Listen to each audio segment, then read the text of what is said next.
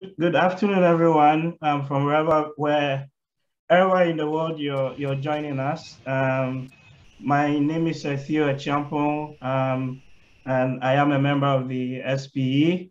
And we welcome you to today's webinar session. In fact, this October's technical meeting, which promises to be a rather interesting and insightful conversation.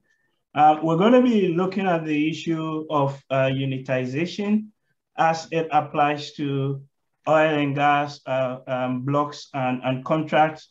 And with us this afternoon, we've got, in my view, some of the best experts in the world on this particular subject. So quickly on my screen, and as you would also see on your screen, I'll just make some quick round of introductions, and then we just zoom in into the discussion. Ideally, we're hoping to have about 45 minutes of discussion, and then we open the floor up for questions and answers. If you do have some question that you want to send beforehand, please use the Q&A button, the Q&A tab at the bottom of your Zoom screen, and type in your question, and we would be able to see that. Other than that, you could just also wait until we're done with the initial round of the conversations, and you can then use the raise hand button as well to ask your questions. So those are the house rules as we've got. And without much ado, I'll just go quickly to introduce the panel that we have for today. So on my very left hand, top left screen, we've got Dr. Jean-Marie Luge. Jean, I hope I've pronounced it right. If not, you're going to kill me. But yes, we've got Jean. Jean actually has a PhD in fluid mechanics, and he has worked in the industry for the last 37 or so plus years in various spheres and various geographies. His area of expertise and what he's been working on includes reservoir management, working with various stakeholders, but also working with very senior level management across various places. He's worked in over 11 African countries, including Ghana, Gabon, Congo, and also in India, in Europe, in the UK, Netherlands, Mexico, Qatar, Venezuela, and a few other places. So that's Jean for us. Next on my screen, as I see it, we've got Doug Peacock. Doug also has several years experience in the industry. He's actually the technical director at Gaffney Klein and Associates. Doug is based in Singapore. He has a background in geology or geological sciences from Leeds in the UK, and also petroleum geology from Imperial College in London. Doug has got 35 plus years experience as well in the industry, and basically worked in various geoscience roles for various operators and consultancies. And he's been involved in things around unitization and redetermination and reserve assessments throughout his career. And I suppose also served as an expert witness on various, international court cases. So Doug, I keep confusing you both. Doug, welcome. I've got next on my screen, Eduardo, who is a good friend of mine. Eduardo is a professor at various universities across the world. Eduardo's expertise is in natural resources and energy law, and he's also the founding partner for a company called International Energy Law Training and Research, and has been involved for the last 15 plus years, serving in various roles, but also as an international expert on oil and gas contracts and regulations. Jurisdictionally, he's worked in over 50 plus jurisdictions as well. And then we do have another good friend, Dr. Thomas Stevens, who is also a natural resources expert.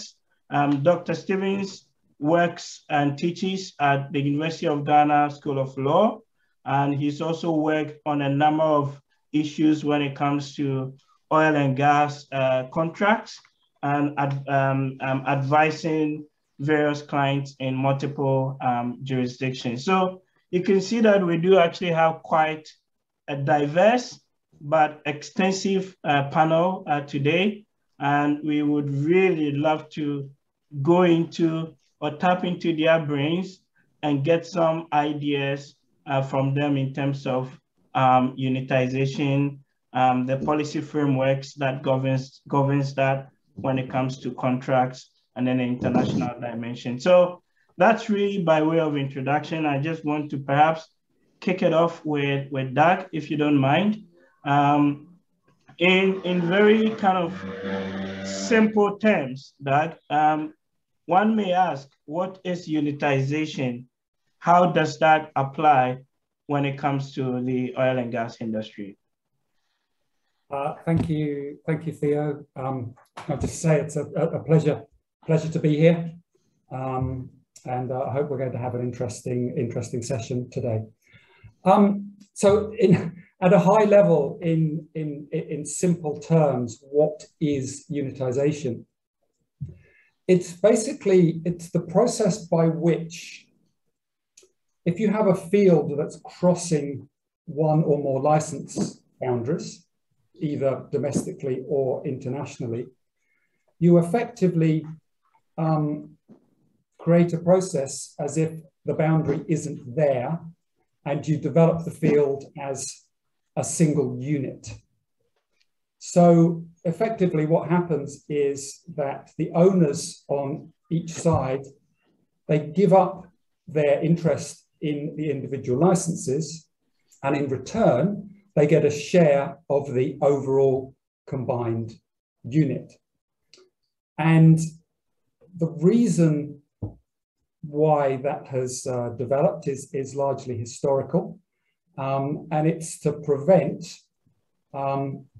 one company on one side from sucking up all the oil and gas on their side. Because what happened in the early days of the oil industry in the US is that people would basically drill as many wells as possible and try and suck up each other's oil.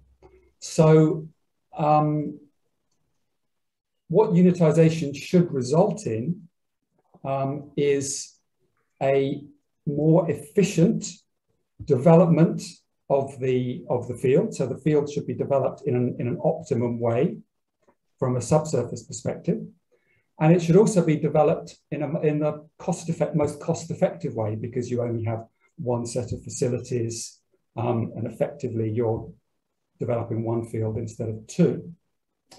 And the main benefits of unitization are, through that more efficient development, you should get, the state should benefit through more revenue, and everybody should benefit from a more efficient development. And many countries around the world have unitization provision, and it is typically a requirement, a prerequisite of getting a development plan approved. So many regulators around the world will check unitization issues before they grant the permission for the field to be developed. So at a high level, I hope that was clear and reasonably straightforward. Thank you so much. I mean, there's a few things, few buzzwords that are already ringing in my head. You're talking about boundaries. You're talking about somebody giving up some interest, preventing the sucking up of oil and gas on one side. But you also use the word more efficient development and potentially more revenues to the state. I'd like to perhaps go to Professor Eduardo on your side. I mean, given some of the points that Doug has raised, is it always the case that you are able to actually attain this more kind of efficient development, or to borrow the industry maxim, maximizing economic recovery? Where does one actually balance, those sort of interests? And are there any sort of international maybe cases you can point to in terms of this dichotomy? It's a good point, and I agree with Doug here. And I think that the key point to realize that, as Doug was mentioned, this tends to be regulated. It's not so much what you wish to be, it's much more what the petroleum law will tell you what's going to happen. If it's in Norway, if it's in UK, if it's in Brazil, in most part of the world, it's unlikely that the Petroleum Act, petroleum law, or the legal framework would not give powers to the ministry, to the National Petroleum Agency or national company, as the case might be, to tell you this, that if you actually found some discoveries, and certainly as Doug pointed out, towards the development stage, the government will unlikely to approve that development unless there is a consistency between the surrounding areas. So, and I think that one is a bit more straightforward. What is less straightforward is different scenarios, which can come to more challenges depending on jurisdiction case analysis. For example, Brazil passed for some of the issues, Mexico potentially some other ones, because in some countries that when you have multi-layers of contracts involved, you have a PSC sitting nearby to a concession or something between, and that can be messy, because imagine you might have actually to work through a unitization or two different legal regimes in the same jurisdiction. It's very complicated because maybe they have different royalties applicable, different structures of cost recovery approval. So that's one scenario which can be very messy, complicated. Another scenario is more straightforward. You could have a unitization, hypothetically, with a non-unitized area. For example, that the nearby area, it belongs to nobody, but nobody actually means the government. So you might have to understand that when your field go beyond your area, but to a near area, but who owns that area? Maybe it's another contractor or licensee. Of course, that's another discussion, but maybe it's just the government. And of course, what happens to that specific terms and conditions that go beyond your area? Is that going to be extended, your field, or different rules apply to that? So that's another one. And the more complicated one, Theo, that you might be referring to as well, is when you cross to another country. And that's a different level of complexity. Because then the question is that, do you actually have, for example, currently, I'm also teaching at the University of West Indies, which of course covers wider Caribbean. It's very messy currently, the situation between Guyana and Venezuela. And it even is more complicated because most of these issues, when it goes to offshore developments, you refer to UNCLOS, the laws of the sea, but Venezuela is not even part of that treaty. So sometimes resolving these issues internationally, it goes back to maybe good faith negotiations, international treaties, and how well those countries are willing to collaborate, because there are different cases that maybe you do a joint development, or maybe you do actually a very much more sophisticated one, which is not far from Ghana. If you go Santo Tomé and Príncipe and Nigeria, they have a very sophisticated way on how to develop their resources, or actually East Timor and Australia, or they go to more straightforward, which is not common these days, like Saudi Arabia and Bahrain, like just do the job, pay me my share and move on, because you have to deal with sovereignty and all of these challenges as well, which can end up, as Doug mentioned, you try to avoid disputes, because ultimately dispute or actually rule of law, for example, the place where I work, I spent some time living in Tehran as well, which is one of the more interesting scenarios that they call that the northern field from, of course, from actually a Qatari perspective, or they call South Pars from Iranian perspective. It's a large gas field, each one doing their own thing, and they don't really have a really framework in place. But of course, it's such a massive field that might be able to address, but ideally you should avoid these issues for the issues that Doug point out, for efficiency, coordination, and for the better outcome for the parties involved. Thank you. If I may tell you, another complication that happens in one of the fields in Ghana is when the POD, the plan of development, has been approved. The field is producing, and somebody realized that the field may extend to or not to neighboring areas. Do you have some examples outside Ghana of this happening in the world? Is this me or is it to Theo or to Doug? Who's going to answer that? Yeah, no, I mean, I know a few. Maybe we can start with Doug and then come to you, Eduardo. Okay. Oh, Thomas. Yeah.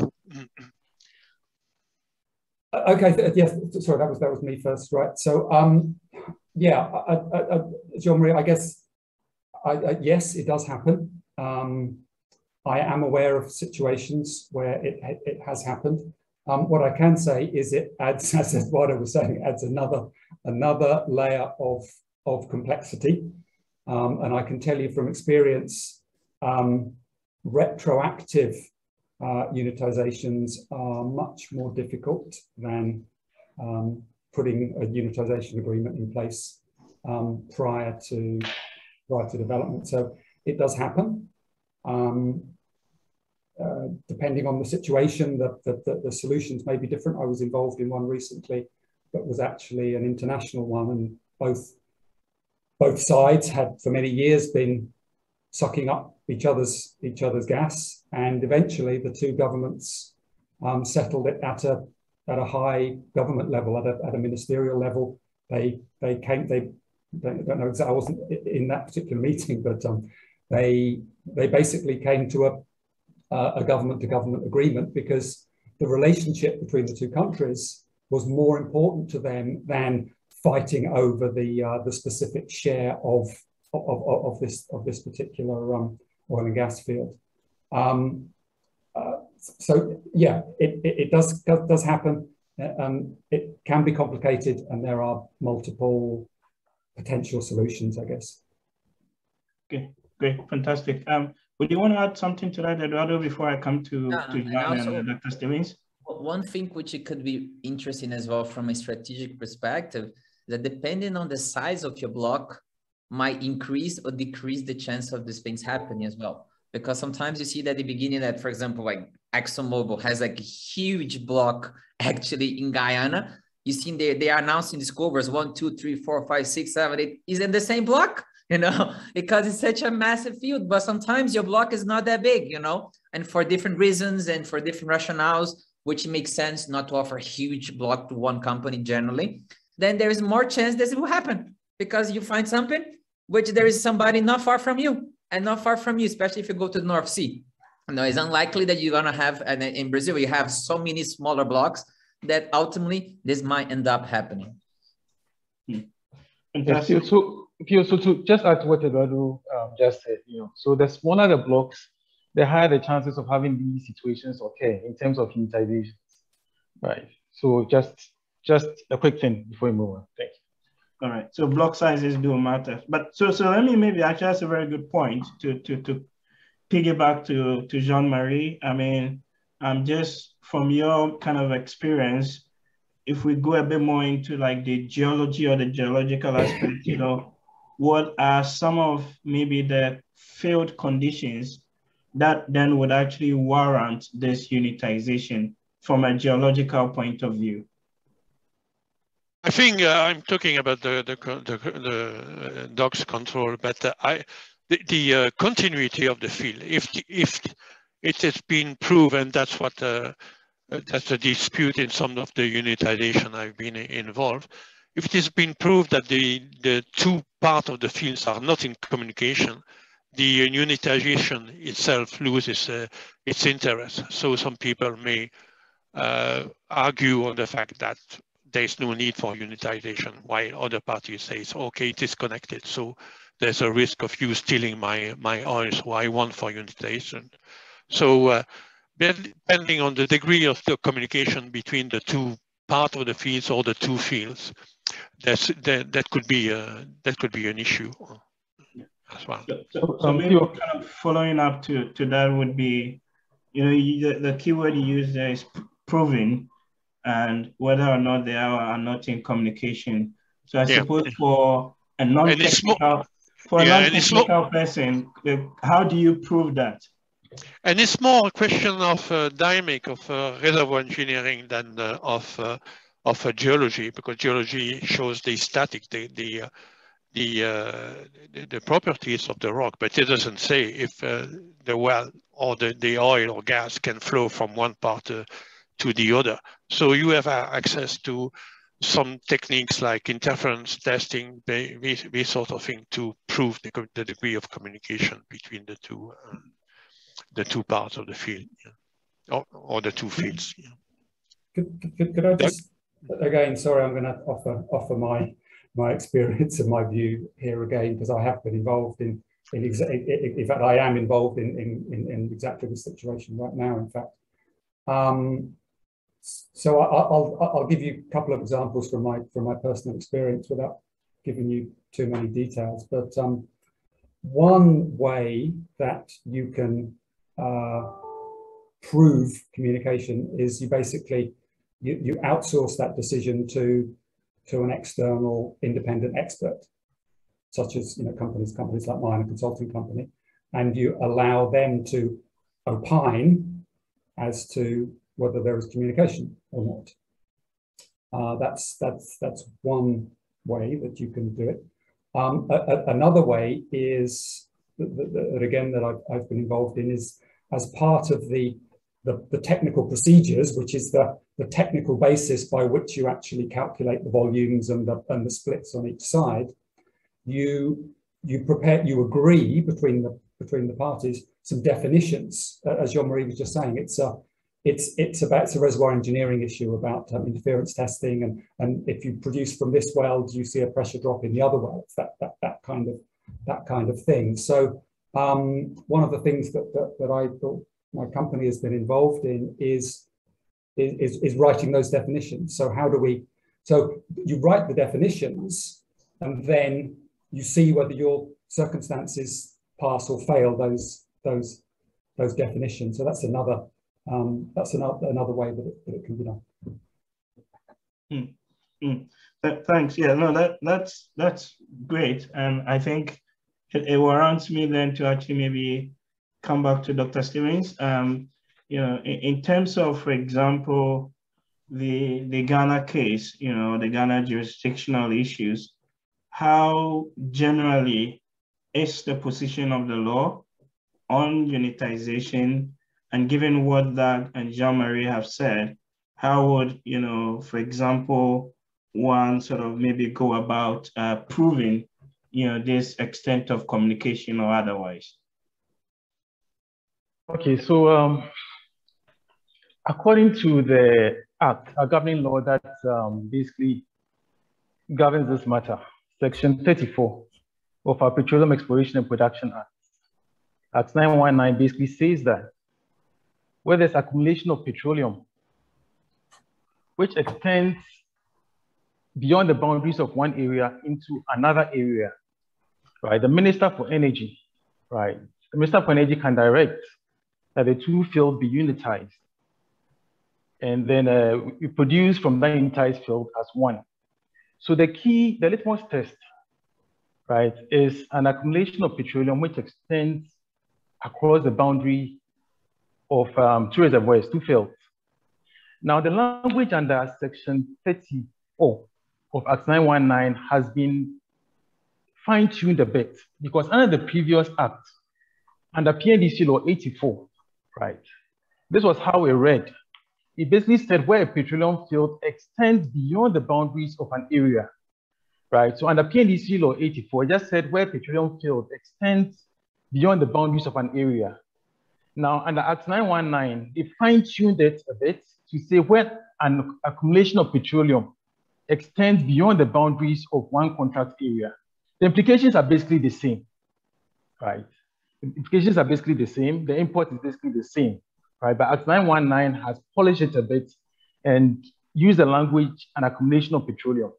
So in a situation where there's accumulation of petroleum, right, in one field, that goes beyond that field, that goes beyond the boundaries of that field into another field, then it triggers the possibility of a unitization occurring. So it's the Minister for Energy, in consultation with the Petroleum Commission, which is more like the regulatory body for the industry, technocratic managerial body for the industry. So in consultation with the Commission, the Minister for Energy would direct that unitization should occur. And in respect of unitization, a term that has been bandied around a lot is not just communication, so they've used the term dynamic communication, right? So dynamic communication has been used in terms of, in respect of parties that are more or less propounding that unitization should not occur, right? So under our law in general, there should be communication between the two fields in respect of unitization occurring.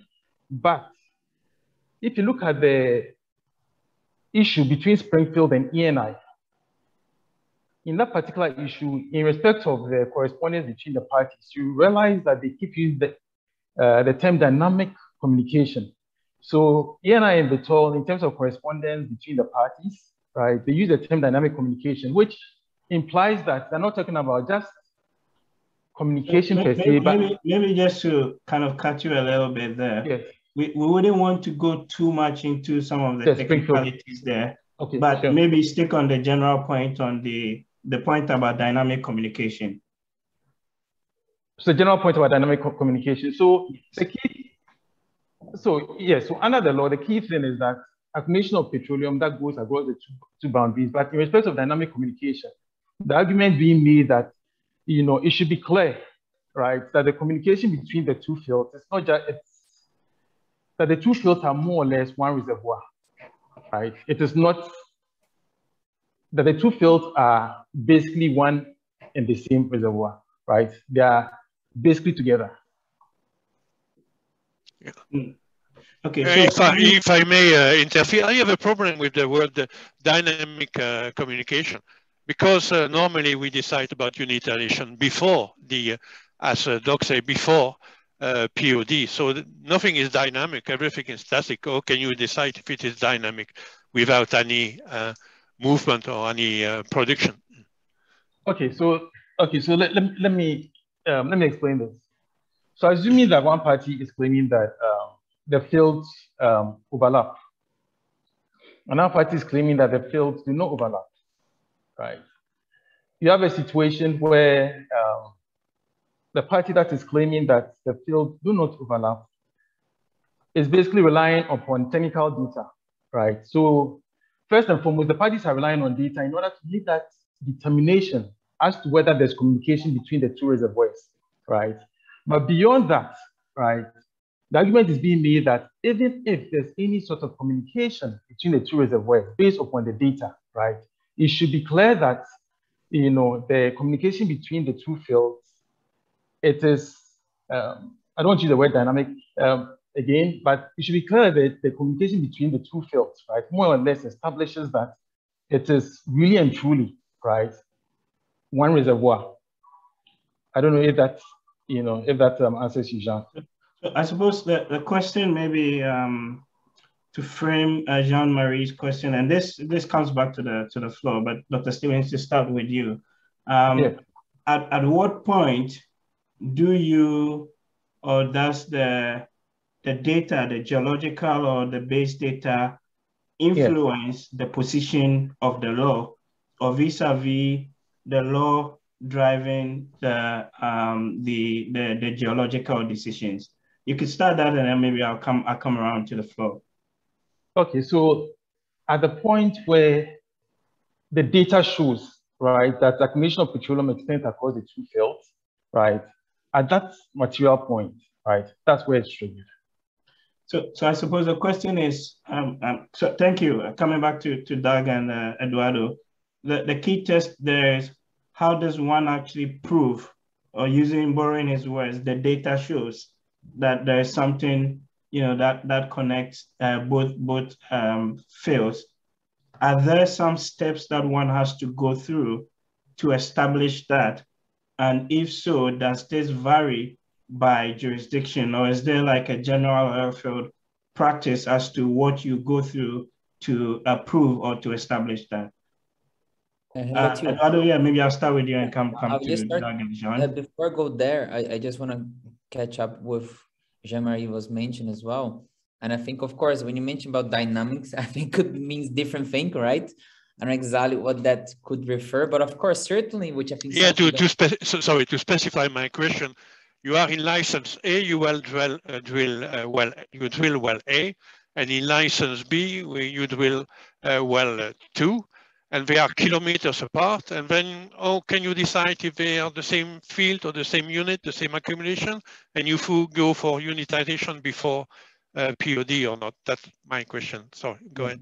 Yeah, no, so yes, what I was saying that when we were discussing before about dynamic communication, etc., of course, that when actually clarify here, but ultimately what I think could be something that certainly probably Doug might be involved as well, which is related to after as well, which is very complicated as well, which we didn't touch here, is redetermination. You know, one thing is what it is the agreement today, and what might be changing in 5-10 years time. That's a dynamic way that maybe the participation, the shares might change as well. But before that, I mean, the number one thing, which I think that's fundamental for government, and I have been in a situation which is even like really remarkable, that we signed into kind of like a risk service contract somewhere in the Middle East that my client were working. And then was remarkable that the data the government owned and the company owned was outdated. Everybody had their own data, that we signed an agreement to find out months later, part of the contract area belonged to someone else. So it was not even unitization. It was actually overlapping of area, you know? So actually, going back to your point, which is very important, that government has really accurate data. People have good management of data, or even the worst case, there's some companies that find a lot of stuff, or they maybe discover but don't develop. Maybe they do a lot of exploration work and just move away from the country. Where this data is owned? Who controls this data? Because the government has good management of data is fundamental. And certainly that, which sometimes is not really unitization, but it could make sense from a business perspective, is kind of joint development, because maybe your field is close to mine, not really unitized, but we want to come together because together we can do this from a better economic perspective, which is not really unitization, but that could happen as well. But answering here is that certainly I think that you have two layers here. One is that the company would be able to say, well, I am concerned here, look into my data here, this block in my field, it might be crossed into other one. But certainly who has the last decision here is the government, because they're the one who might just say that yes or no, that I agree, or I even force you to do a unitization. And of course, then you need to go to a unit operating agreement, which is very similar to kind of a joint operating agreement on how the parties might be involved. But ultimately, as Doug was mentioned, maybe there is disagreement. I believe it's crossing, and then the other party does not believe.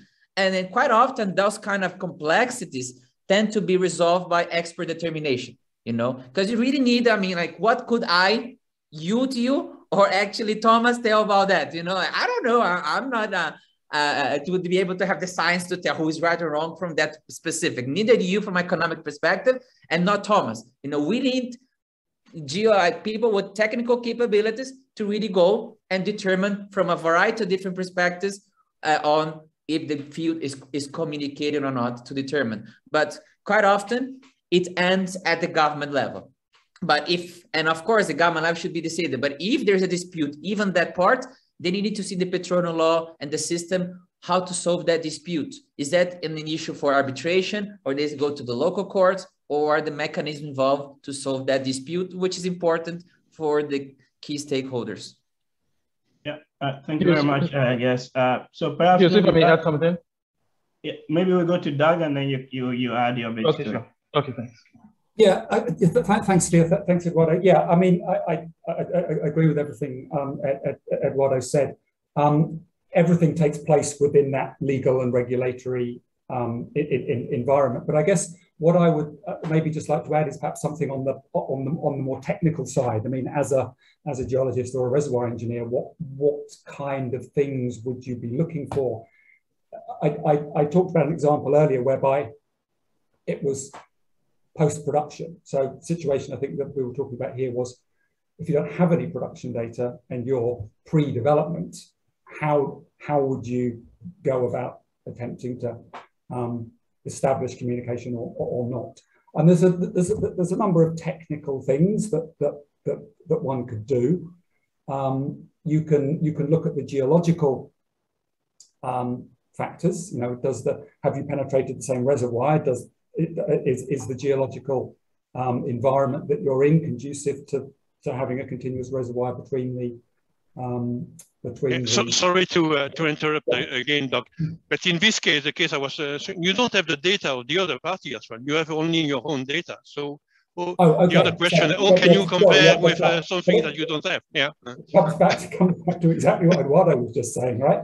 Is that the government should have the data, right? The government should have both sides, right? So either the government and the regulator decides, right, as Eduardo just said, or if they feel they want some help, you can outsource that decision to an expert. And as I say, I'm in that. I have been in that situation as an expert, having to make that decision as an expert on behalf of the parties. If you've got data, on both sides, yeah. You compare the data. Is it geologically continuous? You look at the seismic data. Is there anything on the seismic? You look at the pressure gradients. Is it the same pressure gradient? Does it look like it's in communication pressure-wise? So you can only do that from static data, of course. But if they're both on the same static gradient, that would be a positive indication. And you know, a number of other sort of technical things. But yes, it does require. But the parties don't have to share the data with each other. They can share the data with the government, and the government can share it with an external expert. That's a way of doing it. And in fact, I've been in this situation where, as an expert, the parties give me or my company the data. We decide, right, and then it's up to the companies whether they share the data with each other. That's something that they can decide for themselves. That's great. So basically you're saying that there are some technical steps that could be undertaken to establish whether or not the fields, you know, need to be unitized or otherwise. But I'll come to Dr. Stevens. You had a point to make, but please also maybe if you can respond to this in relation to that. In a situation where the government actually is a player on both sides of the field in dispute, right? So let's say you've got a national oil company that has equity stakes in field A, but also equity stakes in field B. And how does that influence the decision of the government, especially let's say in a context where your national oil company is meant to operate commercially, and of course you have a regulator that is meant to be ring-fenced somewhat, you know, this Chinese war between them and, you know, the state-making apparatus. So perhaps if you can tie in your point and see if you can add that or address that would be great.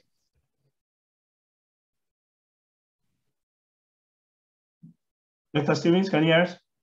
Well, the question is directed towards me. Okay, I thought that was for that. You know, so in a situation where the state has an interest in both fields, right? That's the question, right? Yes. Where the state has an interest in both fields. Yes. Please repeat the latter part of the question. You lost me for a minute there. Yeah, so you have interest in both fields, A and B, yes, via the national oil company, and then you have a regulator that is meant to operate on a Chinese wall basis. How do those alignment or balance of interest influence somewhat the decision to unitize or not? Well, like I mentioned earlier, the litmus test is to establish that there's a commission of petroleum that goes across both fields.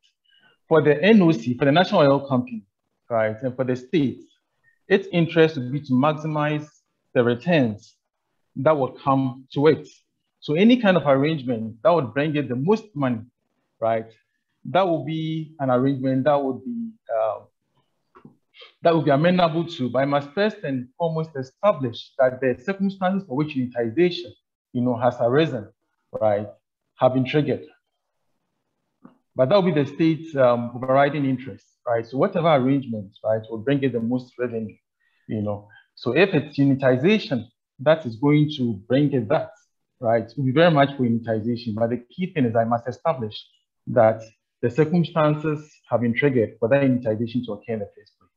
And also, if I may add something here too, I think that what's interesting to add to your question is this: what happens if in the, let's say, in the area A, NOC has 40%, and area B, it has 15%. So then we start to see a bit more complexities, because of course that, and then the day that is a little bit similar discussion when you have the cost recovery profit oil, like who has more benefits, if it's more cost or more profits, is there incentive to the wrong things, So of course, like in one way, it's good when you have the same operator in both fields, or the same parties, because in the day you're more aligned than not, So for example, many cross-border unitization, for example, like a very important one between Kuwait and Saudi Arabia, the Chevron is doing both sides. It had facilitated the process, it's the same company. Same as, for example, Chevron in Angola and the Republic of Congo. A facilitated process when you have the same operator, but you also can have a conflict of interest that this entity might have different views on confidential information from different groups, and they have to make a decision. So to what extent is that company not giving this information we're discussing in this private group to the other one on their key decisions, So you might have some potential conflict of interest there, but ultimately, what in principle, the decisions about this issue should be more in terms of regulatory and technical, because it's not more about what I prefer. It's much more about science, and there will be issues about the depth, the porosity, the quality, and the conditions that dogs can carry much more details here to be able to determine what is a fair allocation between these different groups, So ultimately, the key challenge about a lot of the complexities on the unitization is very technical. So if you see a lot of the transactions, one of the few instances that typically the oil and gas industry refer to actually expert determination as the key solution is one of them you can highlight is unitization. That's one of the key areas where typically you don't go to court to solve this issue.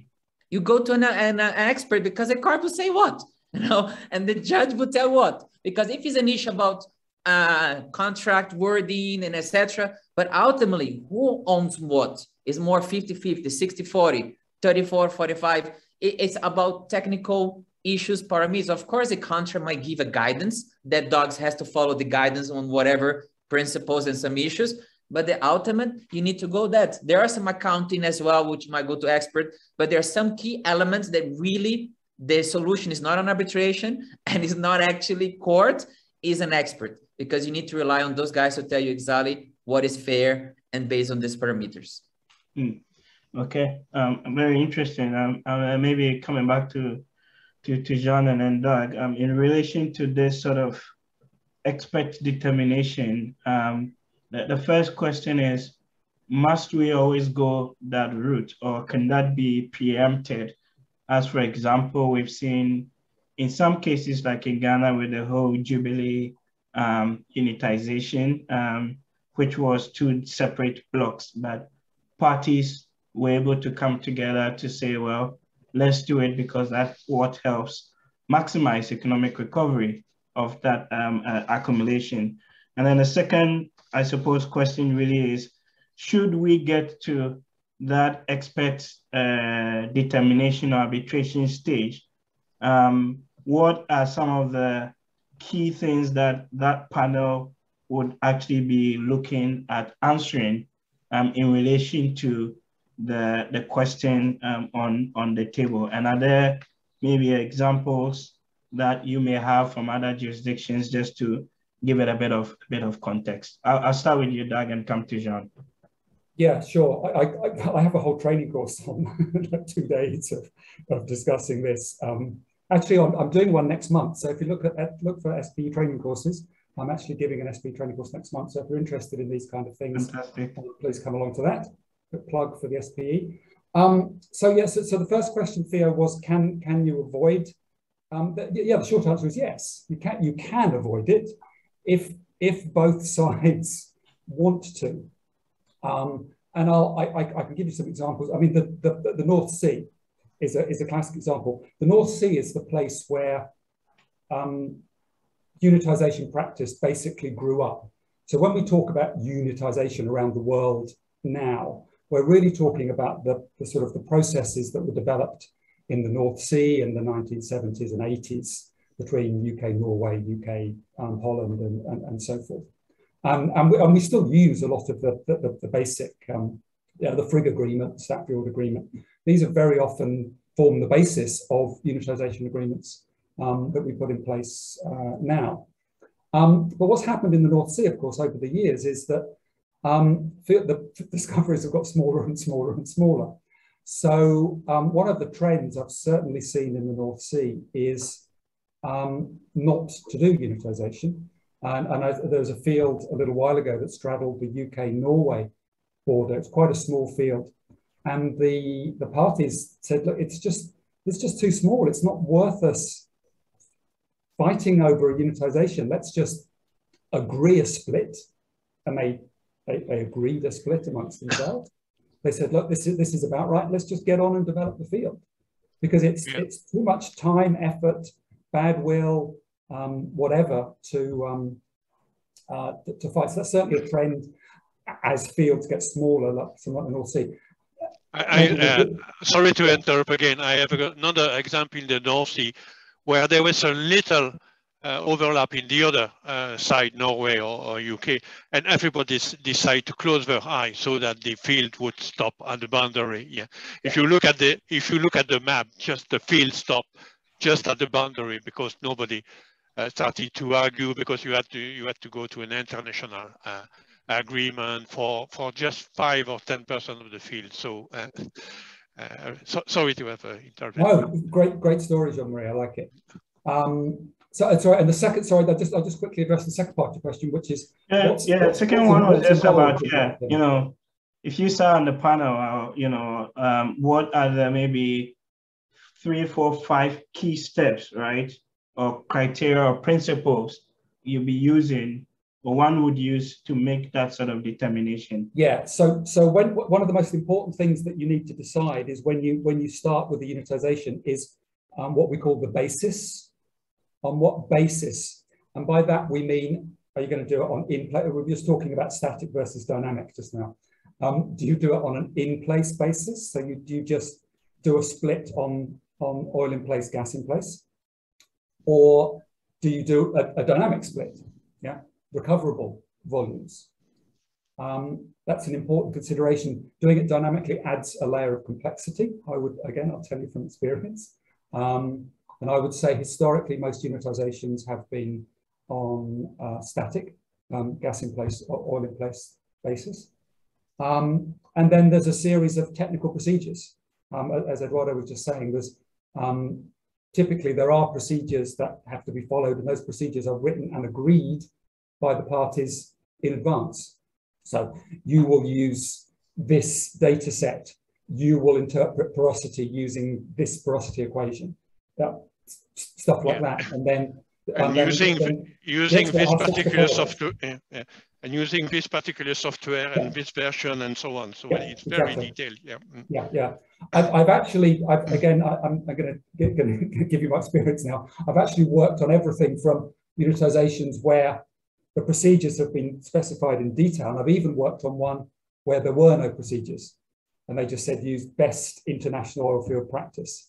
But that was an exception. There usually are technical procedures, and you usually have to follow, interpret the seismic like this, interpret the petrophysics like this, calculate the volumes like that, to try to reduce the degrees of freedom for the expert.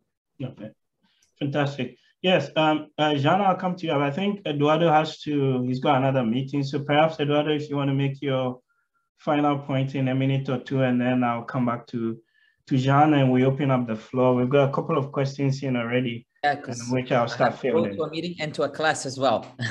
So I just want to highlight in the end, which is, as you find out, that it's very important to have the technical people involved, the geologists, geophysics and engineering, the reservoir engineers are important here, and a number of other complexity areas in combination with economics or lawyers. So it is a multidisciplinary challenge here. And that's why, for example, when we discuss about redetermination, which means that at some point, as Doug and Jan was mentioned, that in the early stage, you kind of have a guess where the direction is going, but you don't know for sure what's going to happen in 5-10 years from today.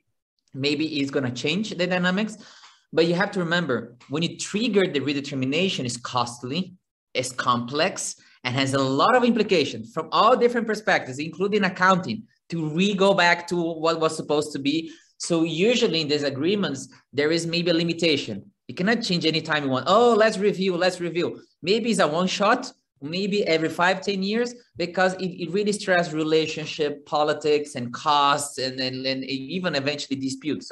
So the key point here is that, as I think we're discussing here, is that it's good to have the legal framework in place to make sure that the government can do the right thing at the right time, you know. 2, it's very important that the guidance in the contract is clear, so you know what are we discussing, you know, and how to get somebody like Doug, Jean, and other people to tell you how you're going to work out, you know, but you tell them the rules and the key process, and they'll tell you more the technical issues as well. And ultimately, the government needs to have the data, because if you don't have the data, you don't manage the data, you will rely on the company to tell you. Because if you don't know for sure what's out there and nobody complain, they will just keep doing whatever they're doing, you know? So that's why I think ultimately the government has the key hat here to control, but they need to have the experts on their team, collaborating with experts to support them and to monitor this as well, because that's why knowing where your blocks are located, your maps, and then your fields are, how close they are from each other, they would know that maybe you might be looking towards a unitization. Fantastic. Thank you very much. One important part of the unitization agreement is also, except the rules to determine the track participation themselves, is the redetermination rules. We haven't talked too much about redetermination, but normally unitization agreement provisions the way in which the frequency of the redetermination, who is going to trigger, and which criteria, and so on. If you have some exams, and 150% of the field has been produced, we can go and one of the party can ask for redetermination with X months notice or years notice. I mean, normally this is all part of the redetermination agreement. In the Jubilee joint determination, it's on the net. It's public. It's in two files. One of each of them is 950 pages. If I remember, you can find the unitization agreement of Jubilee in the internet. And yeah, it's big. Someday I wanted to print it, but there was no enough paper in the printer to print. And the good thing about Jubilee, everything has been done in a few months or whatever. That's really an achievement on Jubilee. Maybe Thomas, if you can elaborate on that. But the redetermination rules are also part of the unitization agreement. Mm-hmm. Fantastic. No, it's great. I think, yeah, I mean, at this point, I just want to sort of open it up, because we already have some very interesting questions that I will start fielding across, but I just want to pick if I may just add one or two things. Yeah, sure, Jean, please. I have to go, everyone. So it was a pleasure. Okay. And enjoy. Thank you, Eduardo. Thank you, Eduardo. We appreciate it. Okay. So yes, so Jean, you are just talking about the Jubilee field, you know, and how it was done, you know.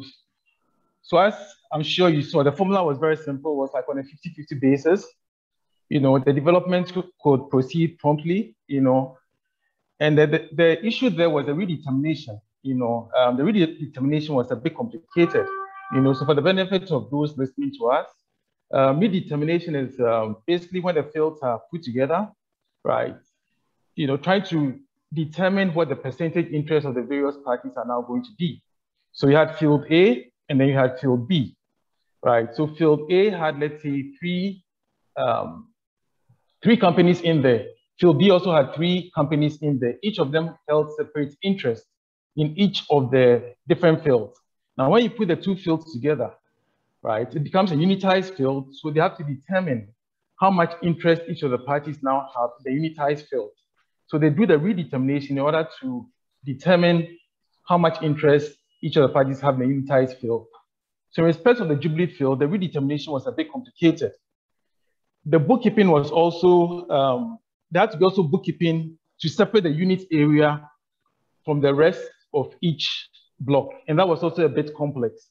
So that was looking at it from the perspective of the IOC, looking at it from the perspective of the state, looking at it from the perspective of the National Oil Company.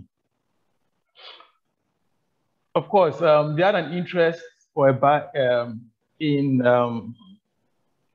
that point in time, there was a bit of a lack of familiarity with unitization, so a bit cautious about how they were going about it, but also which was very normal, a bit of a bias towards the block where they had a larger interest, right? But all in all, in terms of how the Jubilee field unitization was done, it was done well. It was done in a very professional manner, right? But the key issue, what was a bit complex about it was the redetermination, which is not different from what would have happened anywhere else.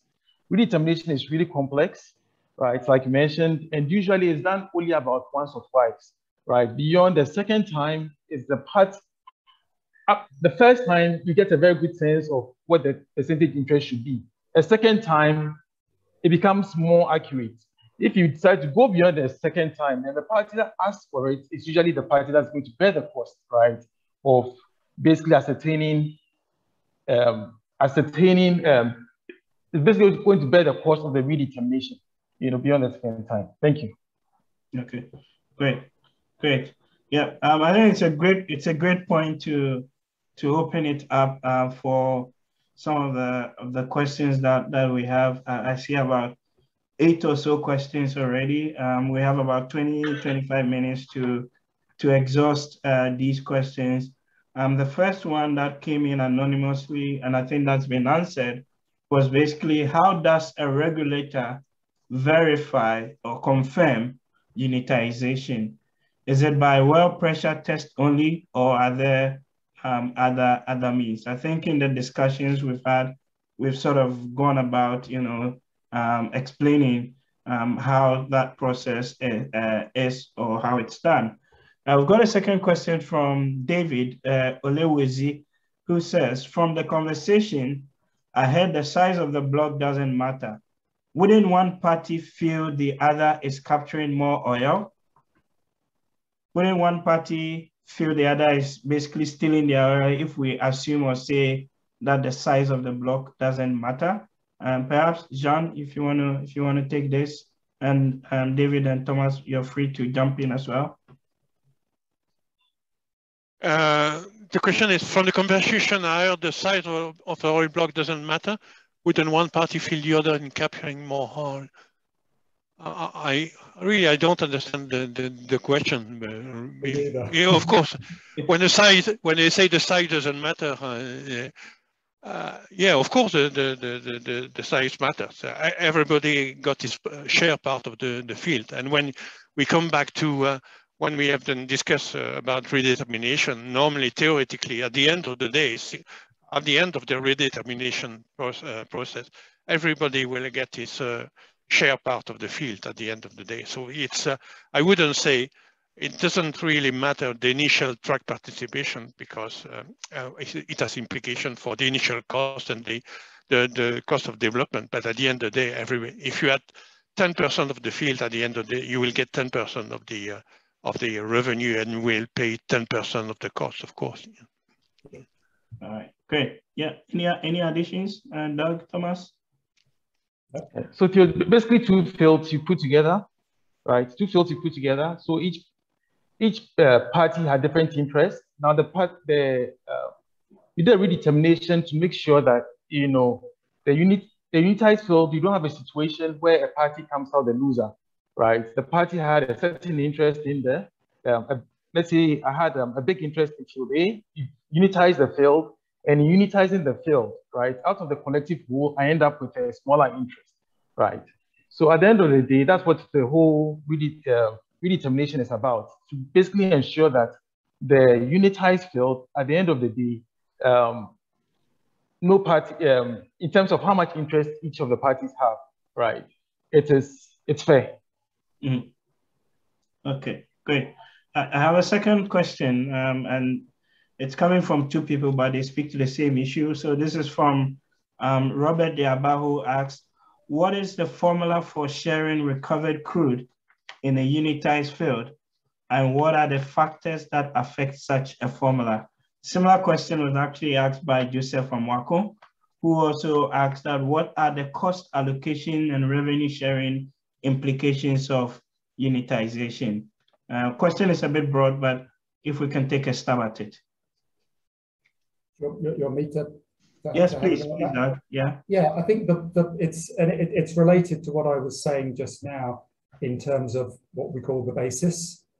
So the formula for sharing will be, so basically the basis for the tracked participations, which is the percentage share on each side, can be based on a number of things. The most common is in place volumes, so oil in place or gas in place, can also be based on recoverable volumes with sort of modern reservoir simulation techniques. It's easier to estimate recoverable volumes rather than in-place volumes. I've also seen in some of the early fields in the North Sea, they've also come up with a sort of like a formula to take account of things like the reservoir quality is better on this side than on that side, things like that. So you can introduce things like permeability. So you can say, well, split it on the basis of oil in place, but we'll have an adjustment factor or something. Movable or in place. Yeah, to based say on movable or in place or something like that. Yeah, that's right, or movable hydrocarbons, yeah.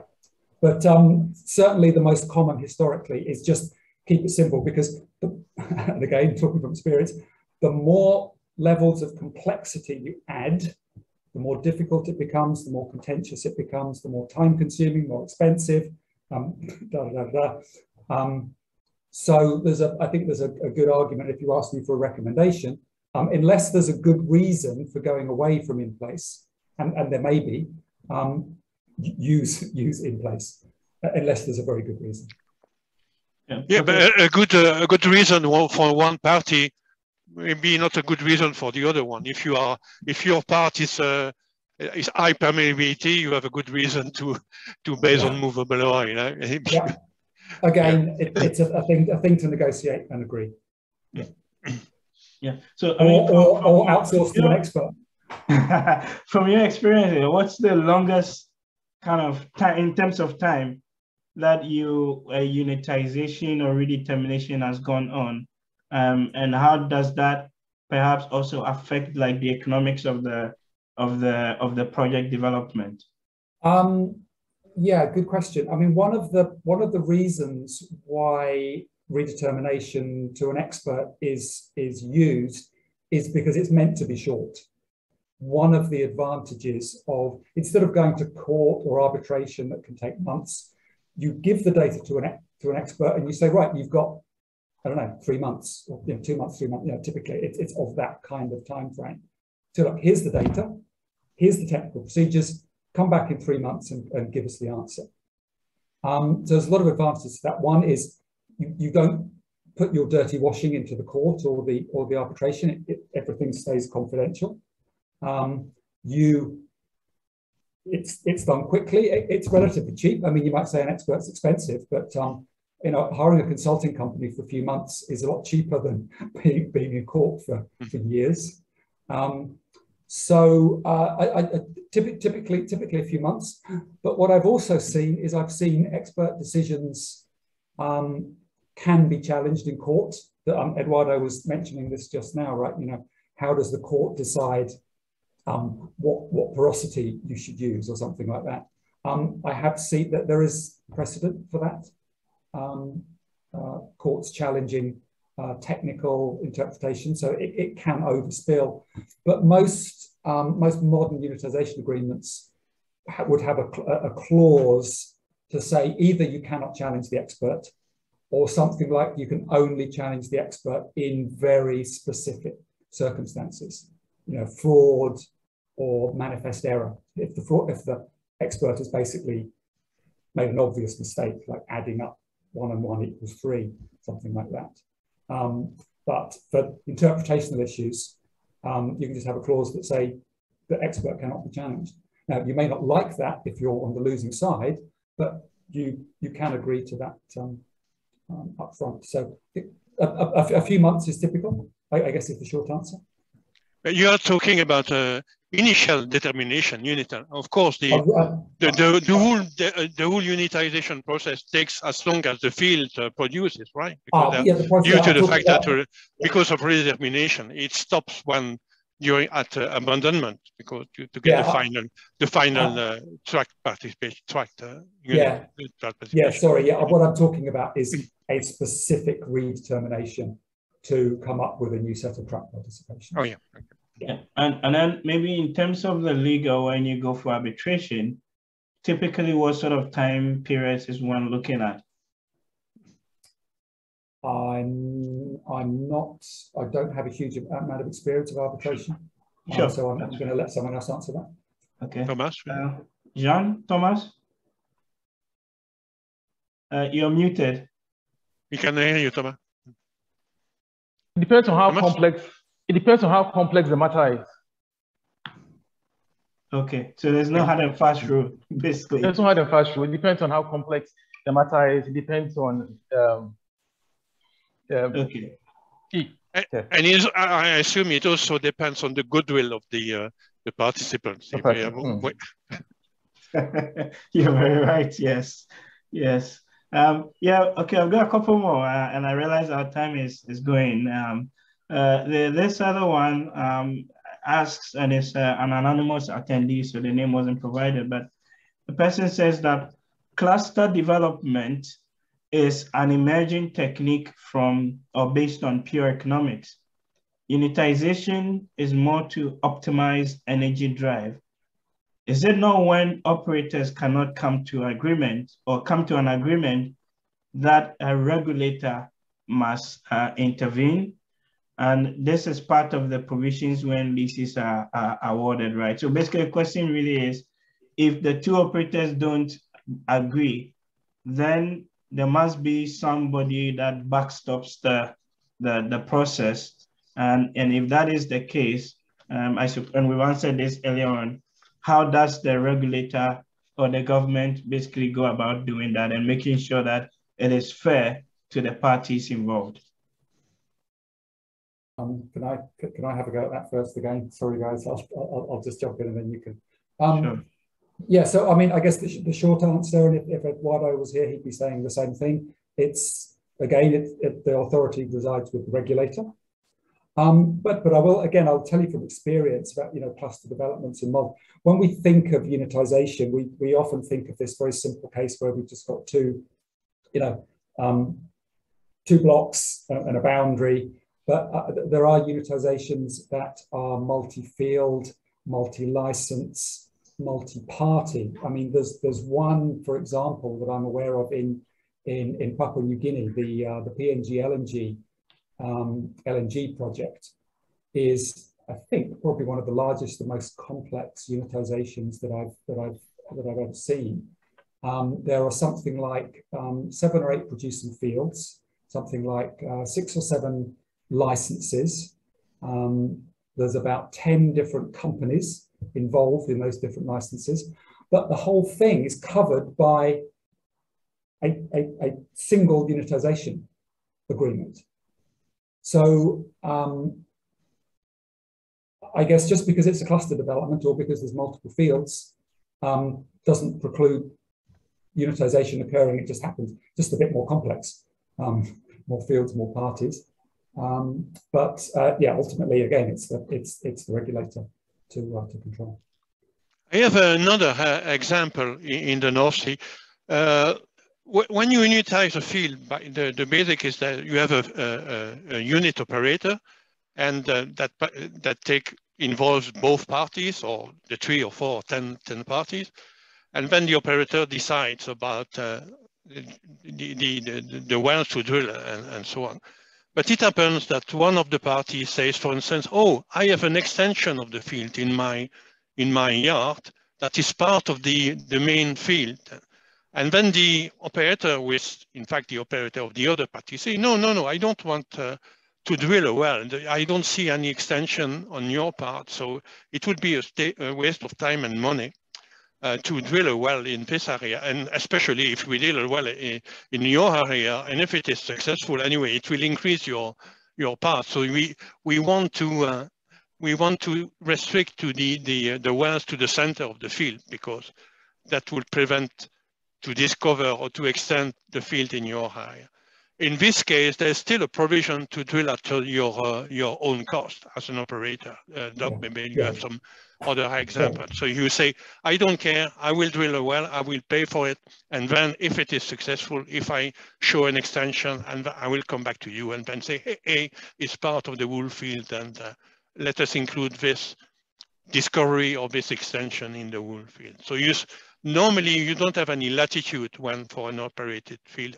Each party doesn't have any latitude. You have to agree on everything, to not only on subsurface, but also on the facilities and so on. But you can still have a joker saying, okay, I'll drill a well at my own cost, with the government approval, like for every well in some countries like Ghana, for instance. Yeah. Okay. Yeah, so they would do it on a sole risk basis. Yep. Sole risk. Yeah, so there's often a provision in the unitisation agreement to allow that. Yeah. Okay, well, two more questions, and we will kind of basically round up, because I know it's a Friday afternoon, and many of us have other engagements as well. But to you, Dr. Stevens, and this is a specific question. They said, can you please requote the petroleum law and the PNDC law of Ghana governing unitization? I think you gave some specific clauses, and the person wants or seeks to get those specific lines, perhaps for their research. So if you can address that. And then the second question, back to the floor, really, and this was asked by Emmanuel Amwadakwa. What is the standard practice in allocating oil fields in the same reservoir in a bid to prevent future unitization of fields belonging to different oil companies? I don't get the latter bit of the question, but the first bit of the question is, what's the standard practice when it comes to allocating oil fields that are in the same reservoir? I think we've gone over it, but maybe just to rehash, if Doug and Jean and then Thomas, you can all come in to address that. But first to Thomas, please. Oh, I think he's dropped off. He might try and rejoin. Yeah, but please, Doug and Jean-Marie, if you can help us. Yeah, I'm not sure I fully understand the question. If you have a field that is in the same geological reservoir, and then is there, let me rephrase it, is there a standard practice that you go through in terms of allocating the field sizes and the shares? Well, the standard practice would be the calculating the oil in place and the gas in place, and doing it on that basis, and seeing what proportion of the oil and gas fell within each of the different licenses. Yeah, but I don't think. I think the question is, there some international rule or like PRMS for reserves or something like that, okay, for redetermination, for unitization? Yeah. I think that was the question. And okay, sorry, if that's the question, the answer is no. There is no equivalent to the PRMS for unitization. The closest thing is the AIPN model agreement, but is a sort of generic kind of high-level document. Right. Okay. Yeah, no, I was coming to the AIPN stuff, and I know that it's been iterated often on a, every year or so there is some tweak to that, etc. But to what extent can developing countries like Ghana basically leverage those sort of agreements and use that to make the playing field more even for the different stakeholders? If you're asking me, I think there's a number of things. There's the AIPN model agreement is very good in the sense, and again, this is more Eduardo's area than mine, but it's very good in the sense of this is what a standard agreement looks like, and these are the issues that you need to consider. Make sure that you address this issue and that issue and so forth. Where it's not it's not designed for the detail is it doesn't actually fill in the blanks for you. So things like technical procedures, for example, because they're going to be field specific.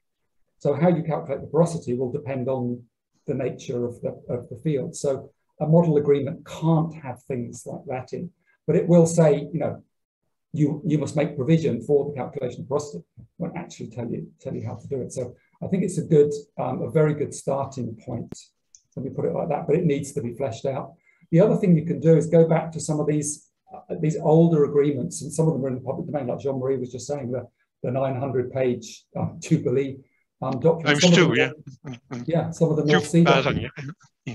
Like okay, Frigg, I think is, Frigg is in the public domain. So you can go back to, no, you can't just take them off the shelf and change the name of the field at the top. But again, they give you a framework and they show you sort of some of the things that you need to consider. That would be my sort of high-level advice. Okay.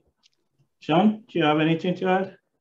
Yeah, maybe another question that has been asked in the SPE Ghana, Yonke. Why are government allocating blocks just in the middle of fields? So, is there a way you understand? So why this problem appears just suddenly? It would be easier for when you allocate blocks to be sure that they contain only, they are not straddling between fields. I think it's for cross a border between Norway and the UK, but it would imply that we change the boundaries and the national law. But is there a way, like, because before allocating blocks, it's not really a stupid question, because before allocating blocks, there are some regional seismic or whatever that at least that could jeopardize, so that instead of having stupid square or rectangular blocks, maybe to avoid this problem, can the government allocate block based on first pass likely that field boundaries? That was the question. Yeah. I'm not sure if I can give you a view, Jean-Marie. Yeah, absolutely. I agree. I mean, in the North Sea, I mean, I have a picture that I show in the training course, because the blocks are all sort of square, like this, rectangular. But the fields go like that. So you're kind of asking for trouble. And again, I think somebody mentioned, I think it was Eduardo mentioned much earlier, the size of the blocks is important. So if you have small blocks that are oriented like boxes, and your geology is cross-cutting it, you're, again, asking for trouble. But I guess the problem there is that the blocks are usually drawn long before you have an idea of the geology. But yeah, it does sound like a sensible suggestion. I agree. Yeah. But for instance, in Ghana, there's I think there's a 2D seismic going on shore. So going through the whole likely basin on shore Ghana. So in some case, you have some rough idea of where the potential accumulation could be. So maybe you can in a general sense, yeah.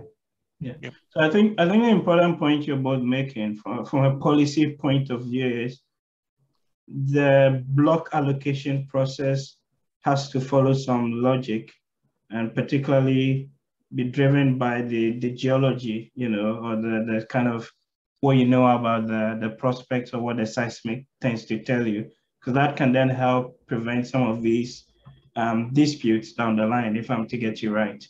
Yeah, exactly. Yeah. Okay, great. Okay. So we've got Dr. Stevens, you've got joined us once again. Quickly, if you can tell us those legal provisions, and there's one last question, and then we will sort of wrap up because our time is fast spent. But the last question, which was to the floor, really was about what industry standards or best practices would you say should be followed for either a greenfield or a brownfield unitization process, if any. But Dr. Stevens, if you can address that specific question of the law. You're muted, please unmute. So I'm sorry about that. I just had a problem with my connection. Realized I've changed my system. But real quick, the current law, Petroleum Exploration and Production Act 2016 Act 919. This repealed the previous law, which was the Petroleum Exploration and Production Act of 1984, PNDC Law 84, right? So please look at PNDC Law 84, and then the current law is Act 919. I'm sorry about the connection issue. Apologies. Thank you. Okay, thank you very much. And yeah, the last question to the floor on the, are there any best practice? Usually I find that word quite amorphous, or industry standards that has to be followed when it comes to a greenfield or a brownfield unitization process. Are you asking, if you're asking me, I would say avoid brownfield unitization. It creates huge problems. If you're going to do it, the earlier you do it, the better. So the earlier you put an agreement in place, the less problems you'll have down the road, I guess is a short answer. Don't be scared of, I mean, nowadays, sometimes people have agreements even at the exploration stage. They see a potential prospect and they go to it's cheaper to drill one well than two wells on each side, right? Go to the holder of the neighboring block, say, hey, look, we're interested in this prospect. Do you want to share 50-50, 60-40, whatever? And then if you've got a redetermination provision in your contract, as we were just saying, doesn't matter if it turns out to be 50-50 or 70-30, that'll be fixed during the redetermination. But if you put an agreement in place early, then you can move on with the exploration, the appraisal, the development. It doesn't hold you up. So I guess general advice is earlier the better. Maybe just a small clarifying point for you and then for Jean-Marie is, in this case where you've got one of the fields actually a brownfield, so already producing, and then the next one is actually a greenfield, which is meant to come on stream. So just throwing a little bit complexity into the mix. But quickly, if you have any thoughts on that, and we'll round up. Yeah, I see. If the question, if there is a standard practice, I think I've seen formula, a kilometer-long formula for redetermination, because, for instance, if a field has been produced for 4 years, everybody, and then somebody comes say, okay, I got 52% of the field or something like that. I want my money back because you produced for since a few years, and then you spend the money and so on. There are some, or you change the track. You have 50% and then you go to 55. I've seen some formula, very complex formula, but the basis is very simple. Everybody has to pay his own share of the cost and receive his own share of the revenue. But the revenue may be 10 years old, and the cost and so on. So you have to go to activation and then and so on. So it's quite complex, but the idea is simple. But the formula can be very complex when you have to go back to years and the oil that you have sold years ago and wells that you have drilled years ago and so on. Yeah. sorry, can I just add one more thing on that, Jean-Marie? I've even seen cases where actually people want to lose unitizations for just that reason. Because particularly when the oil price is low.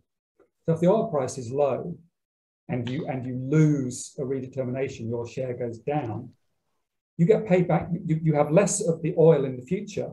But if the oil price is low, that has little or no value. But what you get back is cash now. So I've seen cases where companies actually want to lose, maybe not now with oil at $85 or whatever, but if oil's at $20 a barrel, you might want to lose unitization, or you might want to reduce your track participation and have some cash in hand right now. So it can be a complex situation. Okay. Yeah, okay. That's a good point to finish up on. That's the games companies play to keep their shareholders and stakeholders happy. But I think you all join me really to thank our fantastic set of speakers that we had this afternoon. On my screen, we had Doug Peacock from Gaffley Klein, many years experience.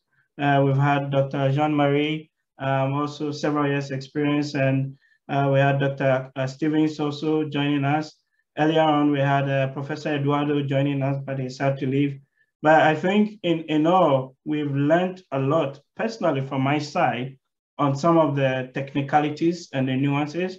But the point really being that it is a complicated process, and one in which sometimes, you may have to go to arbitration, but other times you can actually do an expert determination. But I think, yes, it's been insightful, and you'd all join me in thanking our speakers.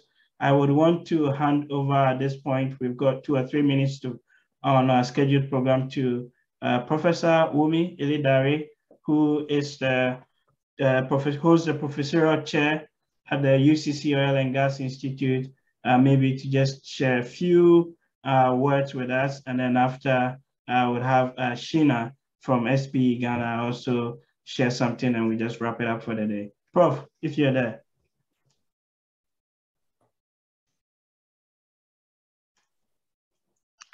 We can't hear you. I think you're on mute. Wumi, you're on mute. If you can unmute yourself.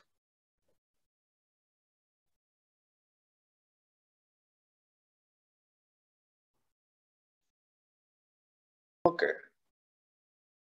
Okay, we can hear you now. Oh, okay. Thank you very much, Theo. This very interesting seminar. I want to thank the speakers. And this is where policy development is very important. I think unitization, like somebody said, or I asked the question, is about preserving the energy to make sure you don't leave anything behind. And cluster development has to do with economics. And I think the government will need to have policy well stated when these things, when blocks are given. And I think I like someone who said that let the brownfield continue to develop and just have conversation with them. But in the future, when you are given new fields, that's when you have to make sure that some of these provisions are in the law, and you have competent workforce in the regulatory arm of the government to make sure that there's a red flag when data is not behaving the way they are supposed to behave. It's just not good to have to change the law in the middle of the game. You must be careful, because public policy perception is very critical to attract investment to develop these gold resources, which is black gold rather. So Theo, thank you very much, and the speakers really thank you. And those are some of the things we are doing research on at the University of Cape Coast Institute for Oil and Gas Studies. And thank you for the opportunity. Okay, thank you so much, Prof. We appreciate that. At this point, we're done, but I think we just have a flyer from James, who's just sharing our screen, showing us the next couple of events that we have on the schedule. We, of course, are still in the month of October, so our breast cancer awareness is ongoing, and we do have some fantastic speakers also lined up. And this is on Tuesday, the 26th. and then from 12 p.m. to 1 p.m. GMT. And then subsequently, we do have another talk coming in on Thursday, the 4th of November, looking at the global LNG industry from an industry in disruptive transformation. That also promises to be interesting. So thank you all, and I wish you a good weekend, and we look forward really to you joining us for the next event. But please also do follow us on the various social media handles. On LinkedIn, look for SPE Ghana, section on Facebook, Society of Petroleum Engineers, SPE Ghana, and then we're also on Instagram as well. Have a good weekend, and thank you to everyone, and we'll see you at our next event. Cheers.